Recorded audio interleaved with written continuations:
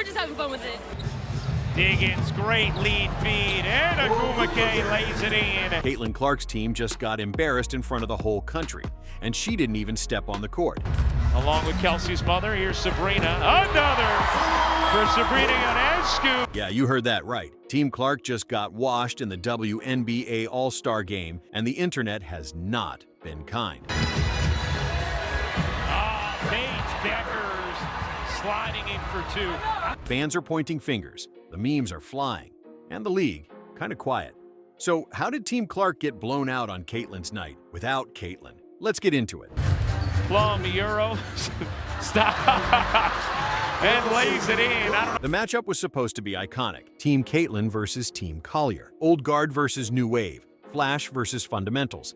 But the game? Total domination by Team Collier. I'm just all 4-point shots, 4-point shots, 4-point shots, more. We gotta slow them down. 78 points is a lot. From the first quarter, it was clear who came to play. Collier's squad looked tight, like they actually cared. Fast breaks, lockdown defense, buckets on buckets. Meanwhile, Team Clark couldn't buy a basket. Diggins break the record. Paige, by the way, with 8 assists. Collier, you bet! There's the record, 12th assist. Couldn't stop anyone. Couldn't find a rhythm. Brutal. On national TV. At a game headlined by Caitlin Clark's own name. Okay, so here's the part that really had fans confused and, honestly, kind of heated. The game was literally called Team Caitlin versus Team Collier. Her name was everywhere. On the promo graphics, the merch, the broadcasts. But when tip-off came, no Caitlin Clark on the floor, no warm-up shots, no jersey on. Just Caitlin sitting on the bench in a black hoodie watching her team spiral. Collier, Kiki with 9 points off the bench. Collier connects. So what happened? Turns out, Clark was dealing with a groin injury she picked up just days before in a regular season game. The Fever had been vague about it at first, just saying she'd be evaluated, but on game day, it was official. Caitlin Clark would not play in the All-Star Game. Cue the chaos. Fans online were fuming. Some felt misled, saying they bought tickets and tuned in expecting to see her play. Others were concerned, asking if the WNBA was pushing her too hard. And then there were the trolls, of course, already calling her overrated before the game even started. But here's the thing. Her absence completely shifted the vibe of the game. Her team had no floor general, no one to draw defenders, no one to create shots. The chemistry? Non-existent. The energy? Flat. It felt like a group of strangers playing pickup against a unit that actually wanted to win. And let's be real. Team Clark without Clark? That's like Beyoncé skipping a Destiny's Child reunion. The whole point is kinda gone. Even the broadcast team danced around it. Lots of, "We hope she heals up quickly," and "her impact on the league can't be overstated," but you could tell everyone was disappointed. This was supposed to be her night. Instead, it felt like she was a spectator at her own party. And while nobody can blame her for sitting out, injuries happen, it just made the blowout loss even worse. Because now, the narrative is this. Without Caitlin, her team crumbled. Which, honestly, might be true. You already know how this goes.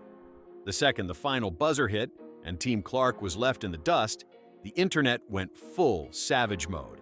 And trust, it didn't matter that Caitlin Clark didn't even play. Her name was trending within minutes, not because she lit up the scoreboard, but because her team, with her face plastered all over it, just got smoked on national TV. Twitter, X, whatever you want to call it, absolutely ruthless. One post read, LMAOOOO. Team Clark without Clark is just 5 randoms in matching jerseys. Another one said, the league hyped her up all year for this? And the most brutal one? Caitlin Clark skipped the game to avoid getting exposed. Smart move, TBH. Now, is that fair? Not really. But this is social media. Fair left the building a long time ago. People weren't just clowning the team. They were questioning everything. Is the league too obsessed with one player? Was this all-star setup just a PR stunt? Did the veterans intentionally humble her squad? Oh, and TikTok. Don't even get us started. Clips of the final score, Caitlin sitting courtside, and reactions from other players were edited with dramatic music, text overlays like, "Not her team getting cooked like this," and racked up millions of views in hours. And even though Caitlin was injured and technically couldn't play, that didn't stop the narrative from forming. She ghosted her own All-Star Game. Some fans defended her, saying she's been playing non-stop all season, taking hits every game and deserved the rest. But the trolls weren't having it. To them, this was the moment they'd been waiting for, to say, "See? Told you she was overhyped." It's wild when you think about it. One of the biggest trending sports topics of the night was about someone who didn't even touch the court. But when you're Caitlin Clark, that's the deal. You don't have to play to dominate the headlines. You just have to exist. And unfortunately this time, the headlines weren't in her favor. Because while the All-Star Game was supposed to be lighthearted, fun, and full of love for the league's biggest names, this felt different. Like, really different. Team Collier didn't treat it like a charity game. They came out locked in, focused, sharp, almost like they had something to prove. And suddenly fans were asking, was this a message? Was Team Collier trying to humble Caitlin Clark? Now, nobody's saying it out loud, but there's been tension simmering all season. Some vets reportedly aren't thrilled with how fast Clark got the spotlight. Rookie deals, endorsements, sold-out arenas. She skipped the line and the league let her. So when Team Clark, her team, got rolled by nearly 20 points in front of the world, some folks were low-key cheering, not for the game but for the shift. Like, see? The league doesn't revolve around Caitlin. And let's talk about the WNBA itself for a second, because they've been riding the Caitlin Clark wave since she entered the league. Every promo, every broadcast, every storyline has her name front and center. But now, people are asking, did they put too much on her too soon? She's a rookie, y'all. Still learning, still adjusting. She's been playing non-stop since college, dealing with constant media attention, physical play, even groin injuries. It's a lot. And this all-star disaster, it exposed what happens when everything is built around one player, who, by the way, couldn't even play.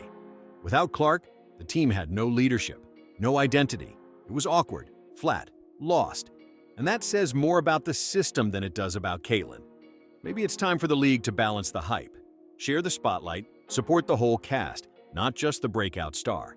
Because this game, it wasn't just a loss on the scoreboard. It was a reality check for the WNBA and for Caitlin's team. So now the question on everyone's mind is, what now? Because let's be real, this All-Star Game might have been just for fun. But the fallout? Oh, it's real. Caitlin Clark didn't even play and still ended up being the main character, again. But this time, it wasn't for breaking records or hitting logo threes. It was for a team collapse, a social media frenzy, and a spotlight that suddenly felt way too heavy. So, where does she go from here? Well, first, she's got to heal.